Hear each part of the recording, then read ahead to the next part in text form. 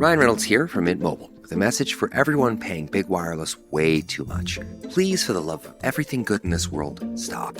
With Mint, you can get premium wireless for just $15 a month. Of course, if you enjoy overpaying, no judgments, but that's weird.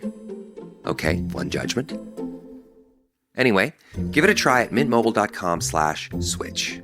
Upfront payment of $45 for 3-month plan, equivalent to $15 per month required. Intro rate first 3 months only, then full price plan options available. Taxes and fees extra. See full terms at mintmobile.com. Hey, it's your co-host, Sarah. Before we get into the show, I want to tell you about a new membership perk that I'm particularly pumped about. It's our members-only events. So we're expanding our events. Some of you listening were probably at our first ever trivia night. It was a blast. Not only was the trivia fun, and it was so cool to meet all of you, but we got to hold it in a brand new space in the Arts District that wasn't even open to the public yet. Our members got not only the first look, but considering it's a beer bar and antiques mall, they also got the first chance to purchase some pretty amazing stuff. Someone bought this beautiful tortoise cigarette holder, for her spare change. So this was a great chance for people to connect with others, to meet us, to win some amazing prizes like 6 tickets to Mavericks at the Plaza. And anyway, it was just a great time. So if you enjoyed this show and you want to get closer to the heart of what we do, that is like being engaged with our city, this week is the perfect time to join. So become a CityCast Las Vegas neighbor, you'll support local journalism, and get access to exclusive events. To join, go to membership.citycast.fm. That's membership.citycast.fm. H Mart, the beloved Korean grocery store chain, is opening its first Las Vegas location today. So, today on CityCast Las Vegas, I'm chatting with our executive producer, Sonja Cho Swanson. She's going to give us a tell-all guide to H Mart, including what products you must buy. Oh, and after the interview, Eric Gladstone will be joining us for a conversation sponsored by Feast of Friends. It's all about Vegas Unstripped, one of the best food events in Las Vegas. Stick around to learn more. It's Thursday, April 24th. I'm Sarah Lohman, and here's what Las Vegas is talking about.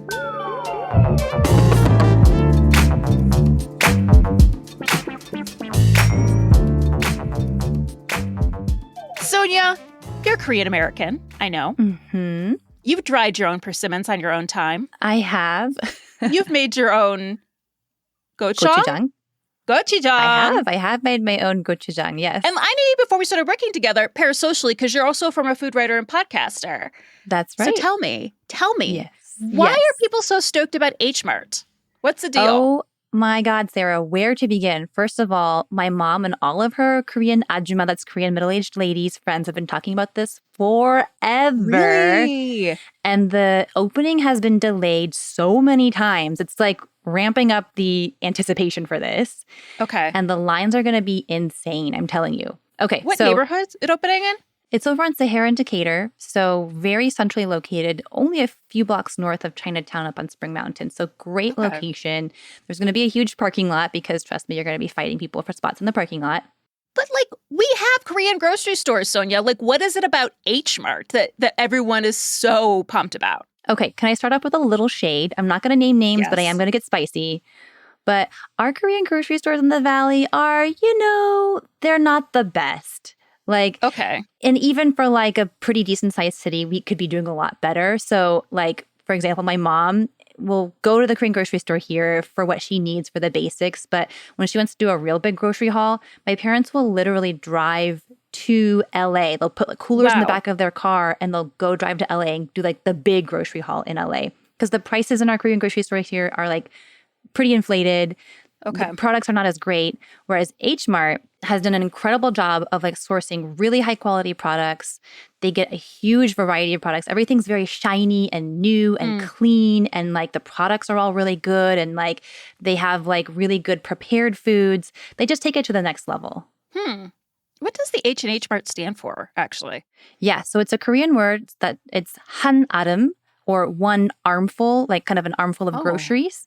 Hanadam actually got started out in Queens in New York in like the early 1980s. So it's like old school Korean grocery, the kind where it's like, small corner market. They kind of got all the immigrant families going there.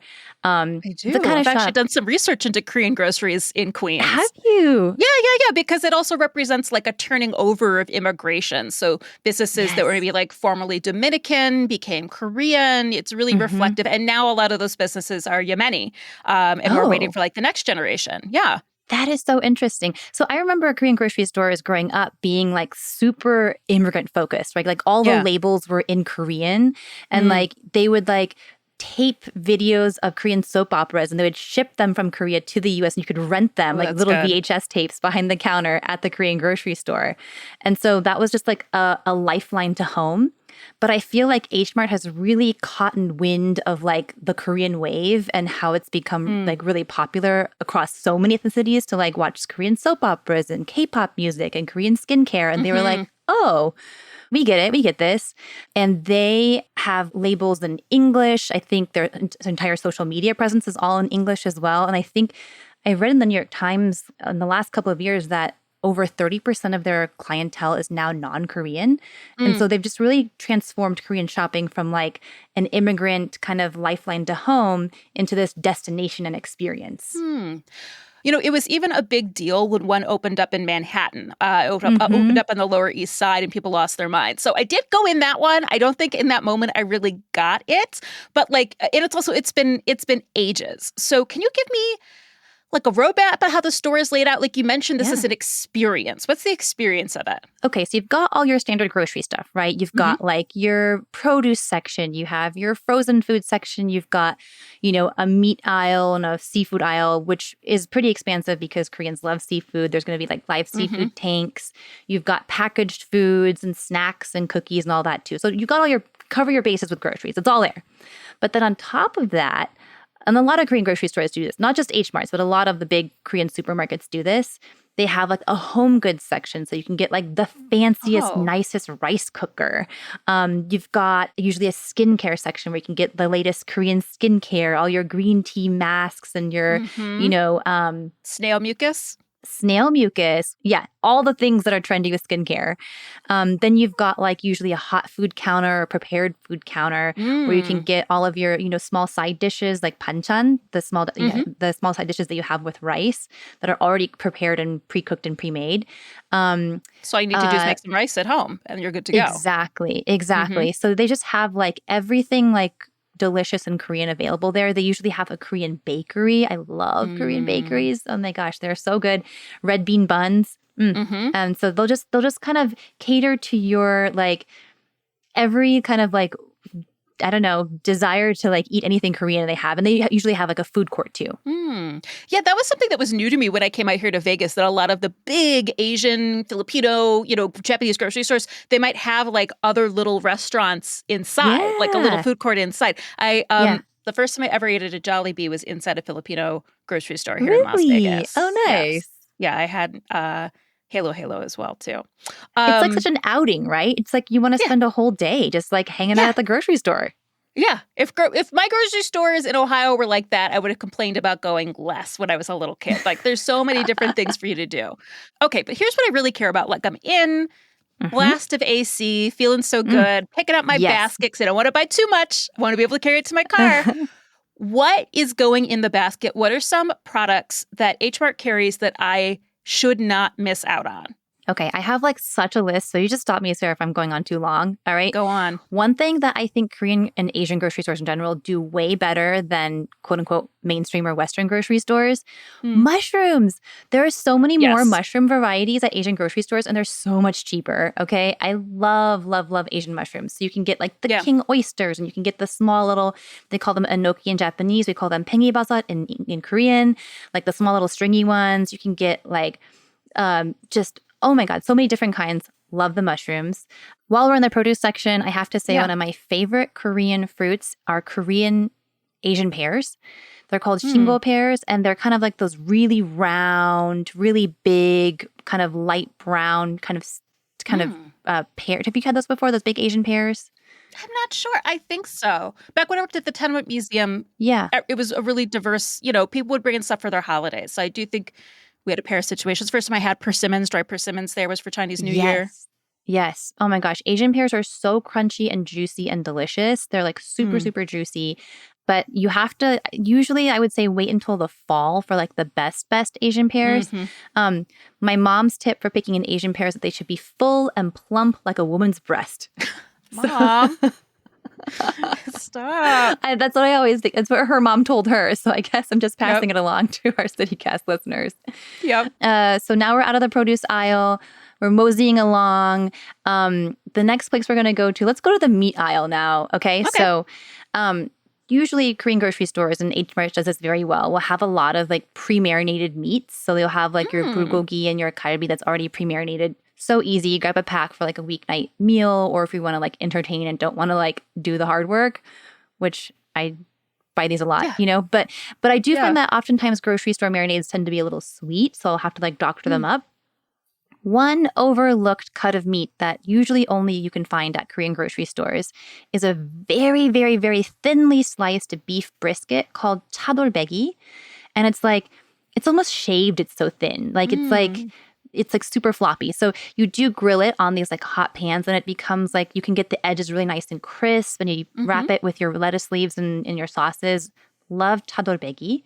And then in the seafood aisle, they'll have live seafood. So you can get like fresh oysters, fresh crab, fresh lobster, fresh fish, that are just kind of swimming around in the tanks.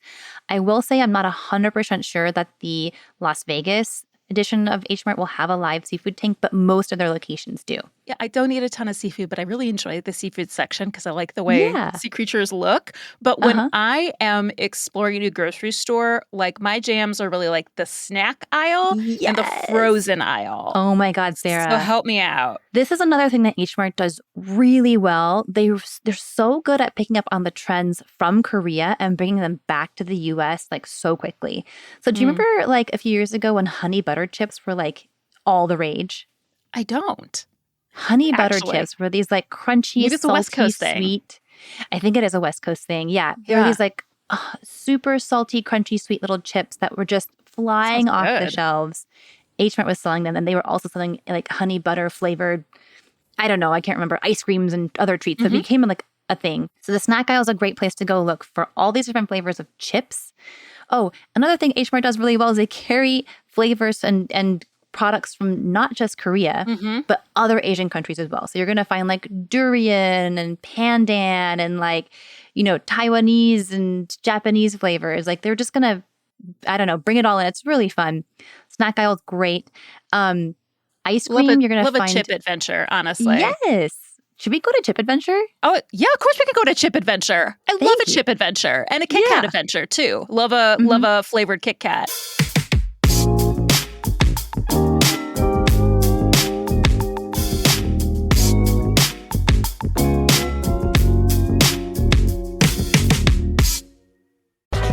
Hey y'all, it's executive producer Sonja Cho Swanson.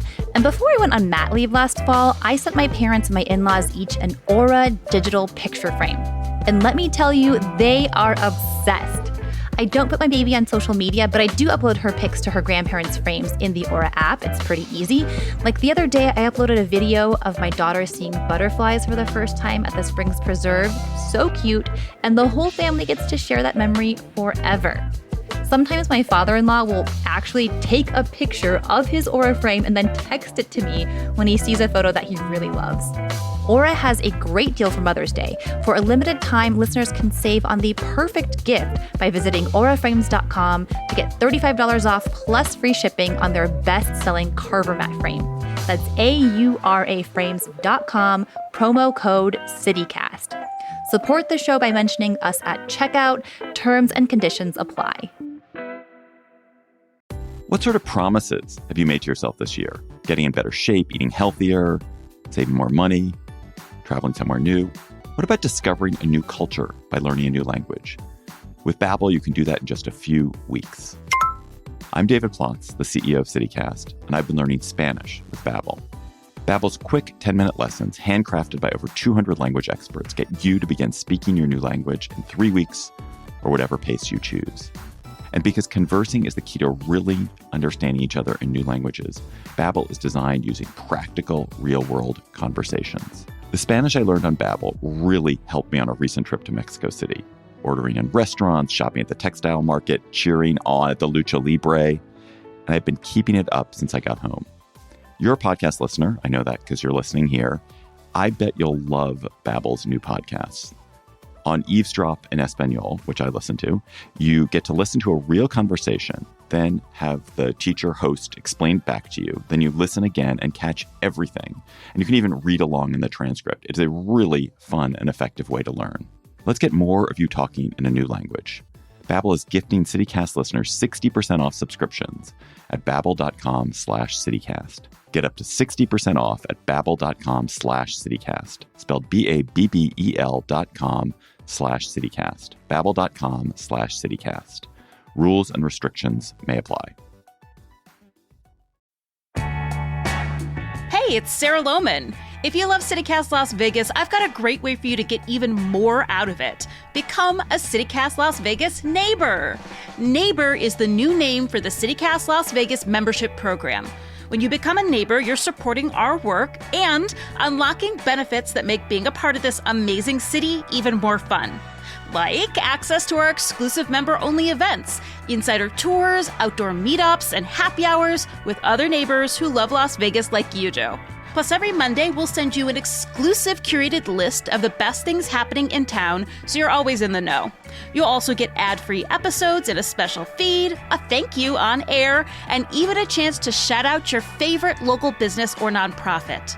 Oh, and if you join this week, we'll send you a coffee mug. It's got our brand new CityCast Las Vegas neighbor logo on it. That's our way of saying thanks and, making our morning chats feel even more neighborly. So head over to membership.citycast.fm today to become a CityCast Las Vegas neighbor. That's membership.citycast.fm.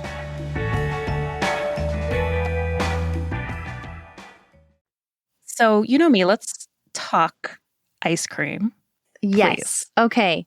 So Korea is not traditionally a dairy-consuming country. Right. However, Koreans do love ice cream and they do love ice cream products and frozen products. So you're going to find some really classic Korean ice creams like these red bean bars. Bibigo is like one from my childhood that I remember.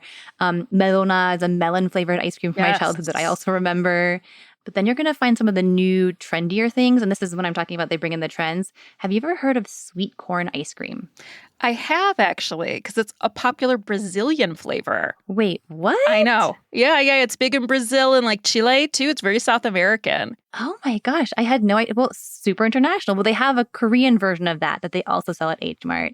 And they just bring in all kinds of fun stuff into the frozen food aisle. Is that all your recommendations? Do you want to add more?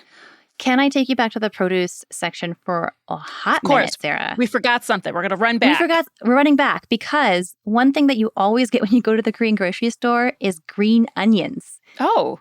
Yeah. Why? Because Koreans use green onions in everything and you just use them up and you just constantly you always need green onions in your fridge.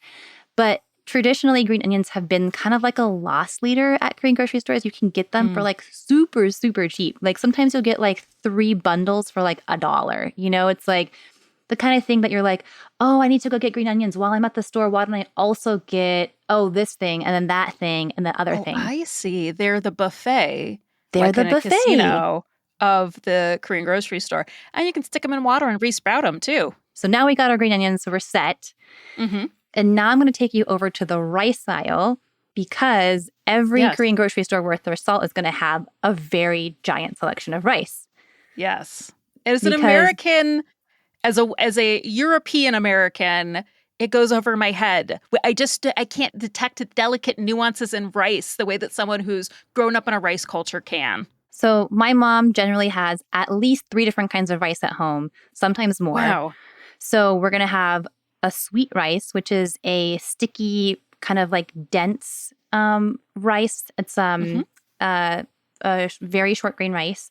Then you're going to have your regular white rice, which is also short grain, but not as kind of like dense and sticky. And then you're going to also have brown rice.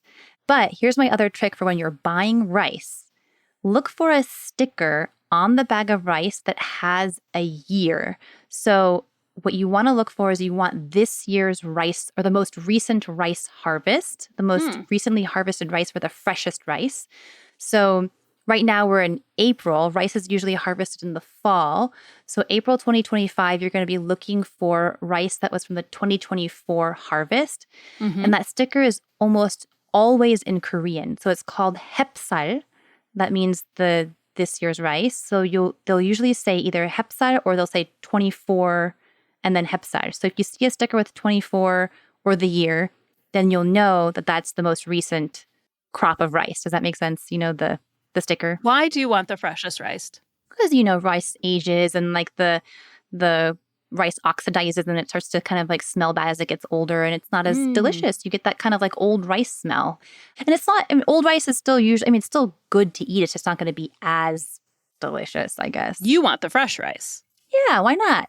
So H-Mart has become kind of a household word, store, a known entity in Pan-American culture. Yeah. Why do you think that is? You know, I think they just did an incredible job of catching the Korean wave, right? When Korean culture started going mainstream, they were like, oh, we can tap into this. Like, you know, people aren't just interested in like K-pop and Korean music and Korean dramas. They want like a Korean experience. They see these K-pop stars eating a certain kind of food, or they see them in a, you know, a drama. Like remember Japaguri? This was in that movie Parasite. This movie Parasite, Oscar-winning, huge hit movie. One of the central meals of that. Do you remember this? The ramen. Black bean noodles. Yes, the black bean instant noodles with the steak on top. Yeah, yeah. And so I think in one of their H-Mart stores, they capitalized on this and they had like a whole like Japaguri like stand kind of where you could go and buy that. So things like that where like food is just so intimately tied into pop culture. Or like Crying in H-Mart, you know? Yes. Lead singer Japanese Breakfast. It's like her autobiography about a relationship with her mom. And it's, you know, centered around this experience of Korean food, right? So it's even right there in the title. Yeah, I read the introduction and then I put the book down and thought about my mom's mortality for an hour. So I'm not ready for that book yet, but I learned a lot about Korean food. Sarah, I've had that book on my shelf for like 3 years. And every time I try to read it, I just cry. Yeah, but we both bought it, so we're still supporting her. Yeah, exactly. I have to say, too, Sonja, from like my culinary history and anthropology perspective, it's also about time and generations. So this Korean immigration wave came in the 1980s. So now, like you, Sonja, their kids, their babies are all grown up, right? And even have kids of their own, too. Yeah. So it's also about like your generation has a foot in both worlds and you act as these translators. So someone like me being like, try this, eat this, do this. And that is how food culture gets spread through America and then begins to like evolve and become something different too. So I think we're also just at a point where your generation of like food translators is here helping us along, leading us to delicious things. I love that. I love that so much. I love that we can like geek out about Korean food together and like get so excited about grocery stores because I feel like for so long it felt like Korean food was like the ethnic aisle of the grocery store. And you know, with the arrival of H-Mart, it feels like we aren't just the ethnic aisle, like we are the grocery store. You know what I mean? Yeah. You're a destination. Yeah. I mean, what is significant in your mind about it coming to Las Vegas? I think it speaks to just how present and how visible, I guess, our Asian American population is here. You know, Asian Americans are the fastest growing ethnic group in Clark County and in the U.S. And so having an H-Mart here, I feel like kind of puts Las Vegas on the map as a center of Asian American culture. I have long said, and I will say this again, I do think that Las Vegas is Chinatown, which is, you know, the hub of many Asian foods and cultures, is one of the best in the country. And so I feel like H-Mart coming kind of just underscores that. Is there like another food destination or another chain that you're hoping comes to Las Vegas? Ooh, like a Korean food chain or any kind of anything. Okay, this is the first answer that came to mind, and it makes me sound so like bougie and millennial and third wave coffee and everything, but Erewhon? I'm kidding. No, I'm not that bad. Not that, and also not that LA either.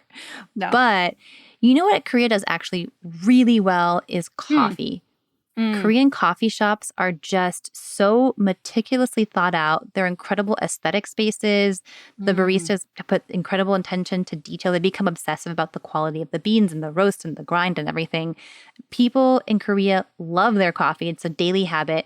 And there is a chain of coffee shops in Korea that has recently come to the US, but not Las Vegas, called Fritz Coffee. And they have really delicious pastries, excellent coffee, fantastic atmosphere. The original location in Seoul is actually in a beautiful old tile-roofed, like curved tile roof, like Hanok home. Like, if we could just get that, everything, interior, aesthetic, pastry, coffee, everything, a Fritz Coffee in Las Vegas, it would make me so happy. Fritz, do you hear us? We love a Yes. transformative space. All right. Well, I look forward to it. But whenever we finally get a Korean coffee place, like, let's go for a drink. There is one, actually, on Spring Mountain. Yes, it's called Gabi. We'll go there, Sarah. Okay, that sounds great. I love it. Sonja, thank you so much. I'm going to skip the opening, but I'll definitely go when things calm down in a month or so, right? Sarah, me too. You do not want to be fighting Korean ajumas. They are the fiercest creatures alive. Do not. No.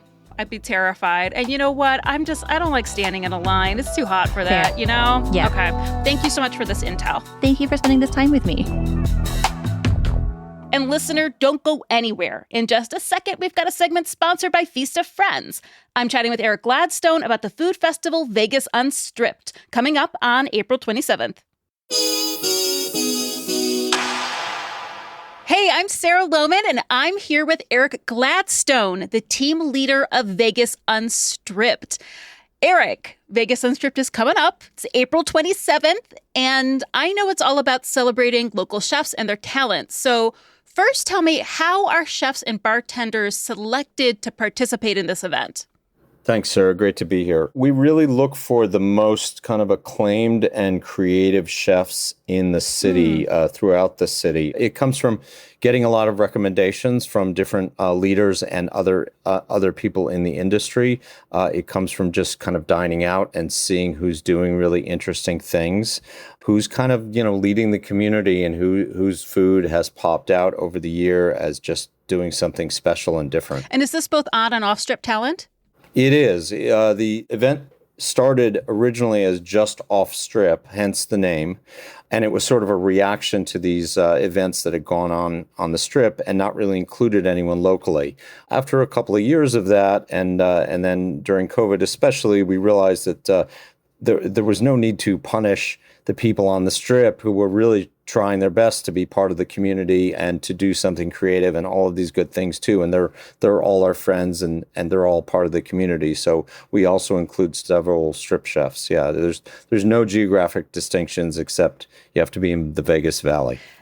I know this is a fantastic experience for food lovers, and it sounds like an amazing community event for chefs as well.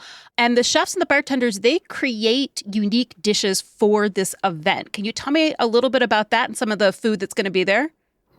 That's right. And so we wanted to make it special both for the participants and for all the guests. So one of the first things that James Trees and I decided when we created this event together was that everyone had to do an original dish for the event. And we really kind of wanted it to be more of a personal expression than something that was representing whatever restaurant you were at right now. I mean, it could be, but it didn't have to be. For example, if you worked at an Italian restaurant, but you were really excited about Latin American cuisine, go ahead and do that. Do something like that. I do know James Trees is actually not making pasta, but a steakhouse chef is going to be making pasta, for example, which is not something he normally does.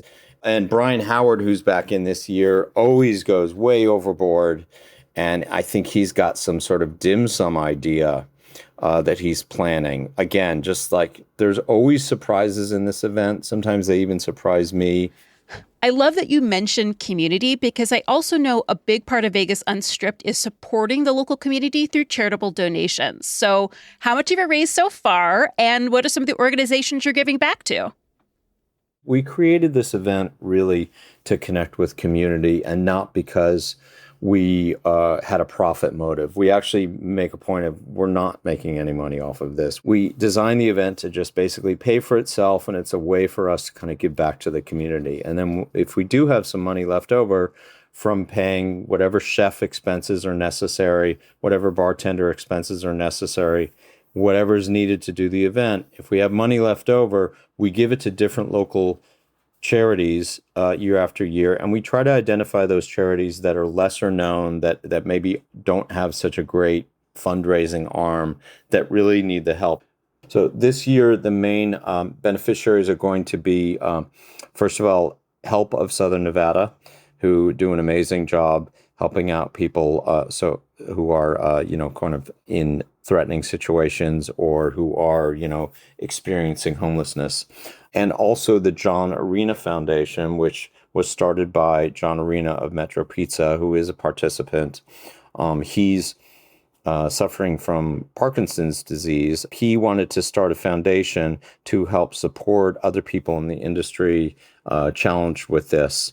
And just really, it's as much a resource and a gathering as it is just sort of like a foundation in terms of financial things. But we really love him and care about him. And so that was an easy decision to support him.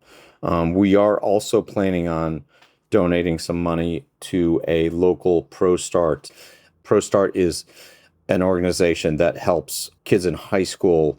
It mentors them to get into the culinary industry. And so that was very important to James in particular, that we support them. Despite the scope of this event and the charitable donations, the tickets are priced affordably. Like there's what you're calling a pre-inflation price of $150. So how do you manage to keep the ticket prices affordable while still covering the cost of everything that this event needs? We're really proud to be able to keep the ticket price low, and we haven't changed it in 3 years. We really want to provide a value, and we find that we can do that because the math just works out that as long as we have enough money to pay the expenses, that really helps a lot. We do get some donations. We get a lot of support from different organizations in terms of ingredients and stuff like that. Chefs want to pitch in too. Basically, the calculus is we just make it work. We get enough people to make it work, and that's all we're trying to do. Okay, this sounds like a party. So what do attendees get with their ticket? Everything. Everything. I don't want to call it an all-you-can-eat event because that's not necessarily the spirit of it. Sure. But basically, yeah, once you're in, you're in. Yeah. Everything you can sample, everything you want to drink, but everything that we're presenting is included, and there's free parking too. Free parking. I know our listeners love free parking. Yeah. So how do we get tickets? Very easy. So just go to vegasunstripped.com. That's one word, vegasunstripped.com. Eric Gladstone, thanks so much for being here. Thank you, Sarah. It's been a pleasure. Vegas Unstripped is April 27th, starting at 6 p.m. Take it from me, get there early, and go get your tickets at vegasunstripped.com. We'll have that link for you in our show notes as well, so you're just a click away. Thank you for listening. Before we go, just a reminder, if you sign up to be a CityCast Las Vegas member this week, you're going to get yourself a free coffee mug. It's got our logo on it, and it'll make you the coolest kid on the block. So make sure to sign up at membership.citycast.fm to become a CityCast Las Vegas neighbor. That's membership.citycast.fm.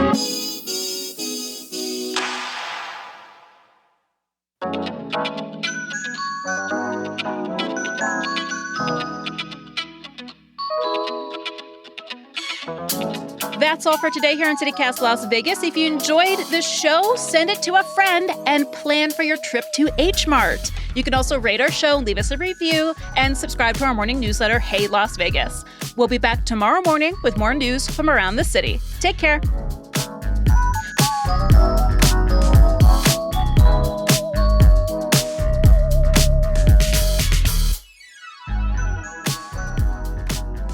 Yeah, thanks for having me on. You work here. I also work here, so you did not have a thanks choice. For letting. Thanks for your intelligence, your kindness, your education. It's all appreciated. My goodness.